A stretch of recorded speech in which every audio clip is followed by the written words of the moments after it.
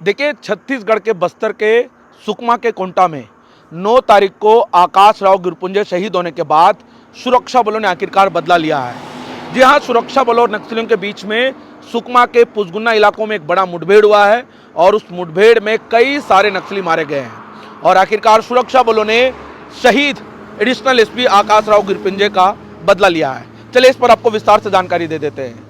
नमस्कार, मैं विशाल कुमार गोमासे और आप बस्तर लालटेन देख रहे हैं। अगर बस्तर लालटेन को आपने अभी तक सब्सक्राइब नहीं किया तो कर लीजिए।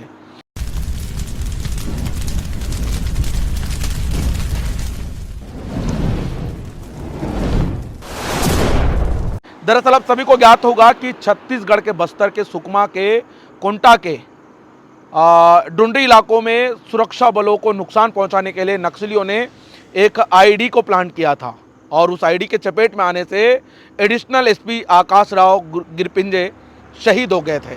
उसके बाद सुरक्षा बलों के द्वारा लगातार बदला लेने का प्रयास किया जा रहा था और आखिरकार सुरक्षा बलों को एक अहम जानकारी मिली थी कि सुकमा के कुकानार के पुसगुन्ना के इलाकों में कई सारे नक्सलियों की एक्टिविटी थी। वहाँ पे जैसे ही खबर मिली वैसे ही डीआरजी के उन इलाकों में रवाना किया गया था और बताया जा रहा है कि आज उन इलाकों में दोपहर 2 बजे से मुठभेड़ शुरू हुआ था और उस मुठभेड़ में 2 बड़े कदर के माओवादी ढेर हुए हैं, जिनमें से एक माओवादी का नाम बमन बताया जा रहा है और वो एलओएस कमांडर है और उस पर 5 लाख रुपए के नाम है। इसके अलावा एक महिला माओवादी को भी सुरक्षा बलों ने ढेर किया है।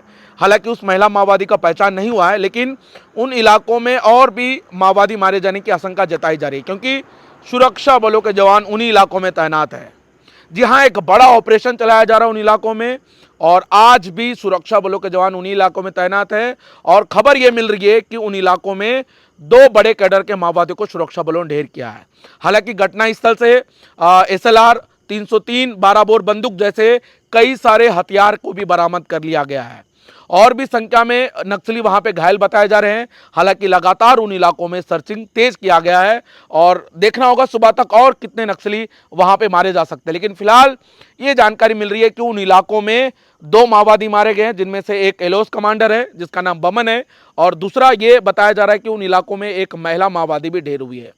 तो कुल मिला के एक बड़ा ऑपरेशन चलाया गया है और अभी भी उन इलाकों में सैकड़ों की उन इलाकों में अभी भी कई सारे जवान वहां पे तैनात हैं और लगातार उन इलाकों में एक बड़ा ऑपरेशन चलाया जा रहा है। देखिए, आप सभी को ज्ञात होगा कि एक एडिशनल एसपी आकाश राव गिरपुंजे शहीद होने के बाद नक्सली पूरी तरीके से अलर्ट हो गए थे। नक्सली बदला लेने का पूरा प्रयास कर रहे थे और आखिरकार उस आईडी के सहारे नक्सली सफल भी हो गए थे। लेकिन आखिरकार जैसे ही उन इलाकों में नक्सलियों की एक्टिविटी थी वैसे ही सुरक्षा बलों को उन इलाकों में रवाना किया गया था और उन इलाकों में 2 बड़े कैडर के नक्सलियों को ढेर किया गया है। हालांकि इसके अलावा आपको यह भी ज्ञात होगा कि छत्तीसगढ़ के बस्तर के बीजापुर के नेशनल पार्क इलाकों में 5 तारीख से एक बड़ा ऑपरेशन चलाया जा रहा था। हालांकि 6 तारीख और 7 तारीख के 2 बड़े कैडर के माओवादी ढेर हुए थे, जिनमें से एक नरसिम्हाचलम उर्फ गौतम सुधाकर, इसके अलावा भास्कर राव वो भी बड़ा कैडर का माओवादी है। उन दोनों के साथ ये बताया जा रहा है कि कुल 7 माओवादियों को उन इलाकों में ढेर किया गया है और तमाम माओवादियों को उन इलाकों से बीजापुर भी लाया गया है। हालांकि बहुत से हथियार भी बरामद कर लिए गए। आप तस्वीरें देखिएगा, वहाँ पे AK-47 2 और कई अन्य सारे जो देसी कट्टा है, देसी हथियार है, वो भी उन इलाकों से बरामद कर लिया गया। तो कुल मिला के अब एक बड़ा ऑपरेशन चलाया जा रहा है नक्सल प्रभावित इलाकों में, क्योंकि आकाश राव गिरपुंजे शहीद होने के बाद सुरक्षा बलों के जवान पूरी तरीके से आक्रोश में हैं और आकाश राव गिरपुंजे का बदला लेने के लिए लगातार अब बड़े ऑपरेशन चलाए जा रहे हैं। इस पूरे मामले को लेकर बस्तर आईजी का क्या कुछ कहना है वो भी आप सुनिएगा।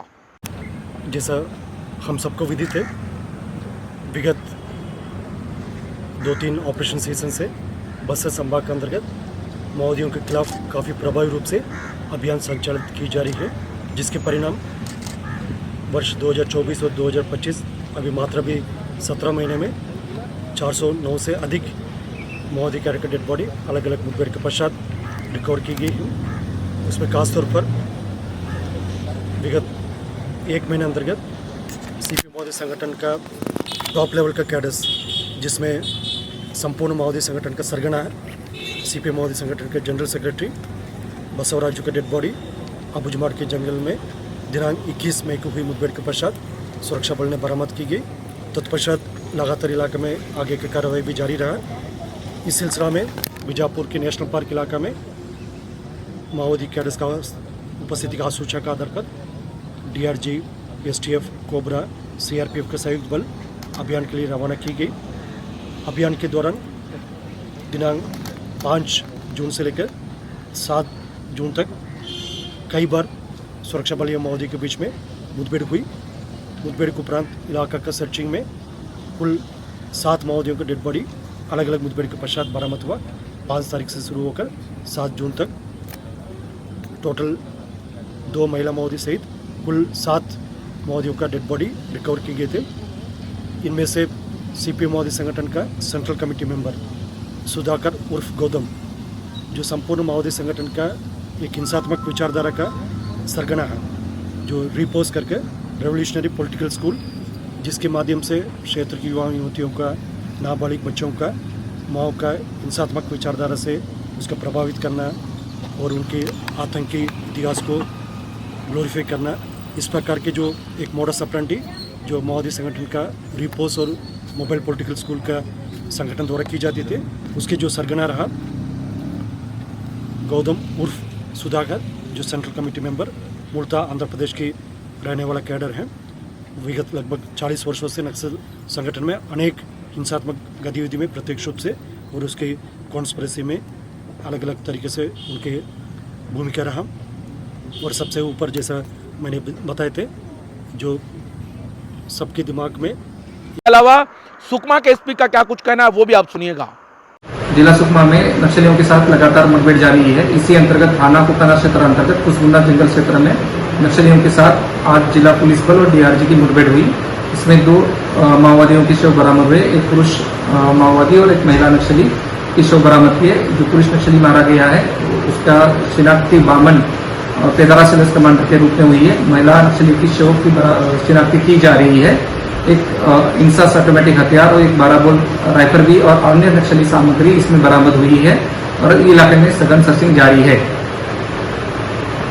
कि आपने सुना कि किस तरह से एक बड़ी कामयाबी फिर से सुकमा के इलाकों में देखा गया है। तो कुल मिला के इस पूरे ऑपरेशन में 2 माओवादी ढेर हुए हैं, जिनमें से एक एलोस कमांडर है और साथ ही एक महिला माओवादी। हालांकि और उन इलाकों में नक्सली मारे जाने की आशंका जताई जा रही है, लेकिन कल सुबह पता चलेगा कि और कितने माओवादी उन इलाकों में मारे गए हैं।